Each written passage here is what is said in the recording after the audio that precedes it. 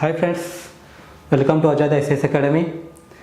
ನಾನು ಪ್ರಶಾಂತ್ ಬಂಡಿಯೋಡರ್, ಬೆಳಗಾವಿಯಿಂದ ಅಜಾದ್ ICS ಅಕಾಡೆಮಿಯಲ್ಲಿ Kannada grammar teach ಮಾಡ್ತಾಯಿದ್ದೀನಿ. ನಾನು ಕೂಡ ಶ್ರೀನಿವಾಸ್ ಅವರ ಶಿಷ್ಯನೇ. ಇವತ್ತು ನಾವು ಏನು ಮಾಡೋಣಪ್ಪ ಅಂತಂದರೆ, ಕನ್ನಡ ಗ್ರಾಮರ್ ಪಠ್ಯಕ್ರಮ ನಾವು ಏನೇನು ಸಿಲೆಬಸ್ ಡಿಸ್ಕಸ್ ಮಾಡ್ತೀವಿ ಅಂತ ನೋಡೋಣ. ಮೊದಲನೇದಾಗಿ ಬಂದುಬಿಟ್ಟು ಭಾಷೆ ಅಂದ್ರೇನು, ಆ ಭಾಷೆಗಳ ಬಗ್ಗೆ ವಿವಿಧ ವಿದ್ವಾಂಸರು ತಮ್ಮ ಹೇಳಿಕೆಗಳನ್ನ ಏನೇನು ಕೊಡ್ತಾರೆ ಅನ್ನೋದನ್ನು ಭಾಷೆಯಲ್ಲಿ ನೋಡ್ತೀವಿ. ಅದಾದಮೇಲೆ ಕನ್ನಡ ವರ್ಣಮಾಲೆ, ಇದಂತೂ ತುಂಬ ಇಂಪಾರ್ಟೆಂಟ್ ಚಾಪ್ಟ್ರು. ಯಾವುದೇ ಎಕ್ಸಾಮ್ ತೊಗೊಂಡ್ರೂ ಅದರಲ್ಲಿ ಫಿಕ್ಸ್ ಕ್ವಶನ್ ಇದ್ದೇ ಇರುತ್ತೆ ಕನ್ನಡ ವರ್ಣಮಾಲೆ ಮೇಲೆ. ಅದೇ ರೀತಿಯಾಗಿ ವಿಭಕ್ತಿ ಪ್ರತ್ಯಯಗಳ ಬಗ್ಗೆ ನೋಡ್ತೀವಿ. ನಾಮಪದ ಅಂದ್ರೇನು, ನಾಮಪದದ ಪ್ರಕಾರಗಳು ಯಾವುವು ಅಂತ ಹೇಳಿ.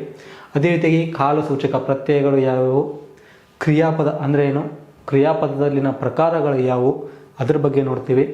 ಅದೇ ರೀತಿಯಾಗಿ ತತ್ಸಮ ತದ್ಭವ ಆಗಿರ್ಬೋದು, ವಚನ, ಲಿಂಗದ ಬಗ್ಗೆ ನೋಡ್ತೀವಿ. ಅವ್ಯಯ ಅಂದ್ರೇನು, ಅವ್ಯಯದಲ್ಲಿನ ಪ್ರಕಾರಗಳು ಯಾವುವು ಅದ್ರ ಬಗ್ಗೆ ನೋಡ್ತೀವಿ. ಅದೇ ರೀತಿಯಾಗಿ ಕುರ್ದಂತ ಮತ್ತು ತದಿತ ಅಂತ ಅವ್ಯಯ ಅದ್ರ ಬಗ್ಗೆ ನೋಡ್ತೀವಿ. ಸಂಧಿ ಅಂದ್ರೇನು, ಕನ್ನಡ ಸಂಧಿಗಳು ಯಾವುವು, ಸಂಸ್ಕೃತ ಸಂಧಿಗಳು ಯಾವುವು ಅದ್ರ ಬಗ್ಗೆ ನೋಡ್ತೀವಿ. ಅದೇ ರೀತಿಯಾಗಿ ಸಮಾಸದ ಬಗ್ಗೆ ನೋಡ್ತೀವಿ.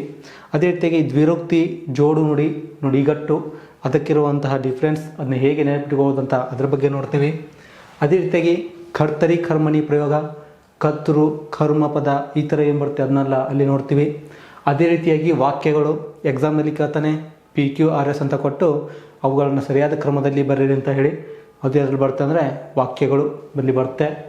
ಅದೇ ರೀತಿಯಾಗಿ ಅನ್ಯ ದೇಶ ಪದಗಳು ಎಕ್ಸಾಮಲ್ಲಿ ಕೇಳ್ತಾನೆ ಪೋರ್ಚುಗೀಸ್ ಪದದಿಂದ ಬಂದಿದ್ದ್ಯಾವುದು, ಇಂಗ್ಲೀಷ್ ಪದದಿಂದ ಬಂದಿದ್ದ್ಯಾವುದು, ಈ ಥರ ಏನು ಕ್ವಶನ್ಸ್ ಬರ್ತವೆ ಅವೆಲ್ಲ ನಾವು ಅನ್ಯ ದೇಶ ಪದಗಳಲ್ಲಿ ನೋಡ್ತೀವಿ. ಅದೇ ರೀತಿಯಾಗಿ ಲೇಖನ ಚಿಹ್ನೆಗಳು, ಅಲ್ಪ ವಿರಾಮ, ಪೂರ್ಣ ವಿರಾಮ, ಅರ್ಧ ವಿರಾಮ, ಅವುಗಳನ್ನೆಲ್ಲ ಲೇಖನ ಚಿಹ್ನೆಯಲ್ಲಿ ನೋಡ್ತೀವಿ. ಅದೇ ರೀತಿಯಾಗಿ ಅಲಂಕಾರ, ಉಪಮಾಲಂಕಾರ, ಅರ್ಥಾಲಂಕಾರ ಏನು ಬರ್ತವೆ ಅವುಗಳನ್ನ ಹೇಗೆ ನೆನಪಿಟ್ಕೋಬೋದು ಅದ್ರ ಬಗ್ಗೆ ನಾವು ಅಲಂಕಾರದಲ್ಲಿ ನೋಡ್ತೀವಿ. ಅದೇ ರೀತಿಯಾಗಿ ಛಂದಸ್ಸು, ಈ ಛಂದಸ್ಸಿನಲ್ಲಿ ರಗಳೆ ಆಗಿರ್ಬೋದು, ಷಟ್ಪದಿ ಆಗಿರ್ಬೋದು, ಕಂದ ಆಗಿರ್ಬೋದು, ಅದ್ರ ಬಗ್ಗೆ ಎಲ್ಲ ಡಿಸ್ಕಸ್ ನಾವು ಯಾರಲ್ಲಿ ಮಾಡ್ತೀವಪ್ಪ ಅಂದರೆ ಛಂದಸ್ಸಿನಲ್ಲಿ ಡಿಸ್ಕಸ್ ಮಾಡ್ತೀವಿ. ಅದೇ ರೀತಿಯಾಗಿ ಕರ್ನಾಟಕ ಭಾಷಾ ವಿಷಯ ಜಾತಿಗಳಾಗಿರ್ಬೋದು, ಹೊಸಗನ್ನಡ ಛಂದಸ್ಸು, ಕವಿಗಳ ಬಿರುದಾಂಕಿತರು. ನಾವು ಕವಿ ಪರಿಚಯ ಓದೋವಾಗ ಏನು ಮಾಡ್ತೀವಪ್ಪ ಅಂತಂದರೆ ಅವರ ಕಾಲವನ್ನು ಬಾಯಾಟ ಹಿಡ್ಕೊಂಡ್ಬಂದಿರ್ತೀವಿ. ಕಾಲವನ್ನು ಬಾಯಾಟ ಹಿಡಿಬಾರ್ದು. ಏನು ಮಾಡಬೇಕು ಕವಿ ಪರಿಚಯದಲ್ಲಿ, ಅವರ ಅಂಕಿತ ನಾಮ ಆಗಿರ್ಬೋದು, ಅವುಗಳ ಬಿರುದುಗಳಾಗಿರ್ಬೋದು, ಅವರು ಪಡೆದಂತಹ ಪ್ರಶಸ್ತಿ ಕೃತಿಗಳು, ಎಲ್ಲ ಕೃತಿಗಳನ್ನು ಓದ್ಕೋಬಾರ್ದು. ಯಾವ ಕೃತಿಗಳು ಪ್ರಶಸ್ತಿ ಪಡೆದಿರ್ತವೆ ಆ ಕೃತಿಗಳನ್ನು ಮಾತ್ರ ನಾವು ಏನು ಮಾಡ್ಕೋಬೇಕು, ಓದಬೇಕು. ನೀವು ಓಲ್ಡ್ ಕ್ವಶನ್ಸ್ ಪೇಪರ್ಸ್ನ ತೆಗೆತಾ ಹೋದರೆ ನಿಮ್ಗೆ ಗೊತ್ತಾಗುತ್ತೆ ಅವನೇನು ಮಾಡಿರ್ತಾನಪ್ಪ ಅಂದರೆ ಪ್ರಶಸ್ತಿ ಪಡೆದ ಕೃತಿಗಳನ್ನು ಮಾತ್ರ ಕ್ವಶನ್ ಕೇಳಿರ್ತಾನೆ, ಅವುಗಳನ್ನು ನಾವು ನೋಡ್ಕೋಬೇಕು.